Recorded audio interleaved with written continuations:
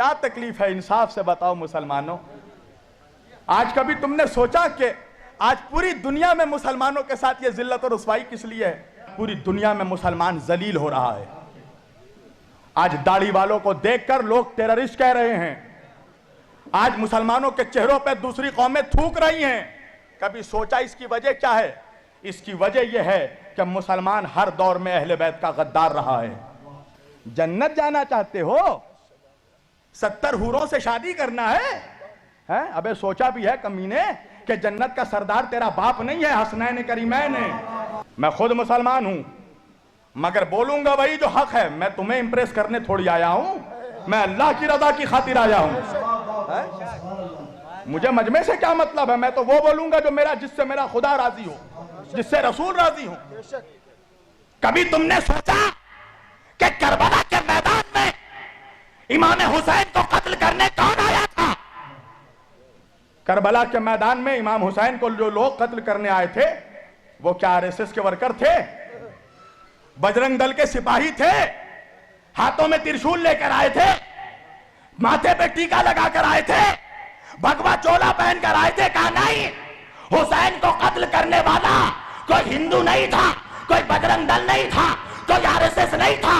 हुसैन को जितने लोग कत्ल करने आए उनमें से कोई हाफिज था, कोई कारी था, कोई मुफ्ती था, कोई मौलवी था।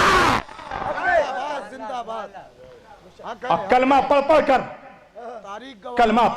पढ़ कर अपने नबी के नवासे को कत्ल किया।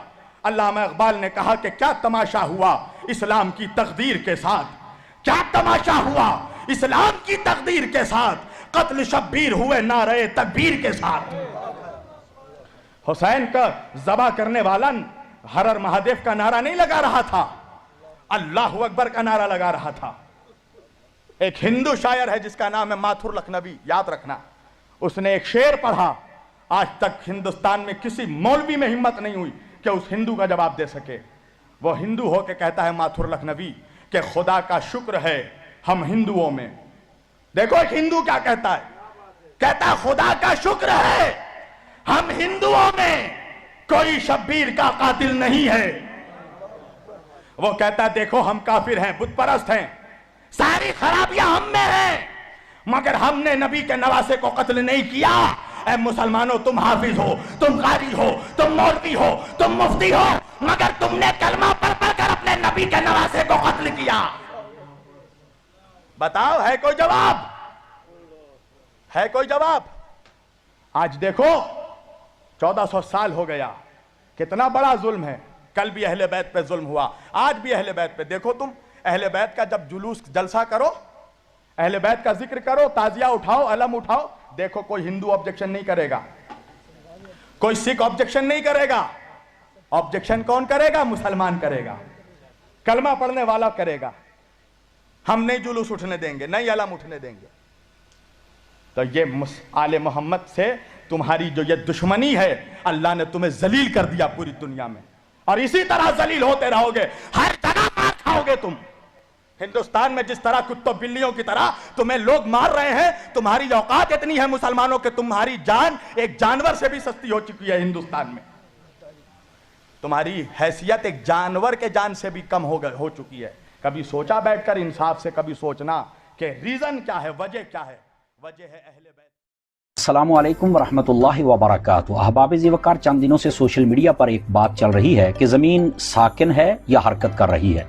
साइंस कहती है जमीन सूरज के गिर्द घूमती है, आला हजरत कहते हैं जमीन ठहरी हुई है।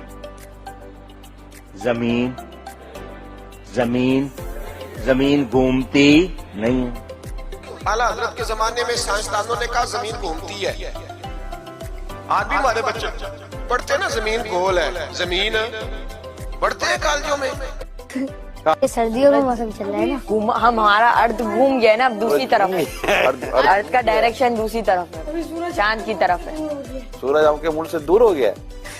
कहाँ दूर चला गया? वो अब है ना दूसरी डायरेक्शन में चला गया कि वो रोटेट करता रहता है, तब दूसरे मुल्कों की तो बारी आनी चाहिए ना गर्मियों के लिए। जमीन रोटेट कर रही है जी। जमीन तो साकिन है बेटा, जमीन तो जमीन रोटेट करती ही नहीं है, जमीन गर्दिश नहीं करती। बहसीयत मुस्लिम मेरा आपसे सवाल है, आप ये बताएं कि साइंस की बात को मानना जरूरी है या कुरान और हदीस की बात को मानना जरूरी है? तो सादा सा जवाब है कि कुरान और हदीस की बात को मानना जरूरी है। तो मोहतरम, फिर कुरान और हदीस में ये दलाइल मौजूद हैं कि जमीन साकिन है। 105 दलीलें दी हैं उसमें कि जमीन हरकत नहीं करती। कितनी ऊंची दुनिया लगी हुई है उस किताब पर, आज काम हो रहा है उस पर, इंशाअल्लाह हक वाज़े हो जाएगा। 105 दलीलें दी अकल वालों के लिए। लेकिन हमें ज्योग्राफी में पढ़ाया जाता है कि अर्थ जो है वो सूरज का चक्कर लगाता है। ये लॉजिक ये गलत है बेटा। साइंस की ये थ्योरी जो है ना, ये दुरुस्त नहीं है। असल जो थ्योरी है ना वो कुरान और हदीस वाली है। जमीन साकिन है, यानी जमीन मूव नहीं करती।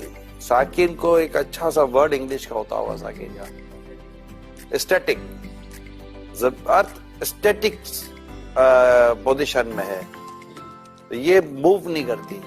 अल्लाह ने जमीन को पैदा किया तो ये कांपने लगी। रब करीम ने पहाड़ बतौरे मीखे बना के इसमें लगा दिए, पहाड़ बतौरे मीखों के किले बना के लगाए। जमीन ठहर गई। जब हुजूर ने कह दिया ठहर गई तो मैं कैसे मान जाऊं घूमती है। क्या है कि लोग इन बातों की तरफ तवज्जो ही नहीं करते, एक साइंसदान और अंग्रेज की बात को मान रहे हैं जबकि कुरान और हदीस के दलाइल को नहीं मान रहे। मोहब्बत वालों के लिए ये दलील कि जमीन हरकत नहीं करती। क्यों नहीं करती? इसलिए कि मुस्तफा उस पे आराम कर रहे हैं।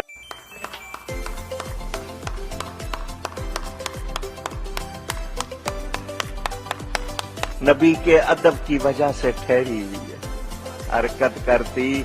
और जिसको घूमना मेरे गिर्द घूमो, मैं क्यों घूमूं, मुझ में नबी आराम कर रहे हैं। और कोई क्वेश्चन है जहन में? इतनी बुरी बुरी गालियां मुझे लोगों ने कमेंट्स में दी हैं, पढ़ के अफसोस होता है यार, तुमसे पूछा क्या जा रहा है और तुम हर चीज को गुस्ताखी पे ले जाएंगे। हर चीज को नबी की किस पे ले जाएंगे? नबी की गुस्ताखी, हर बात को। ये कौन सा इस्लाम?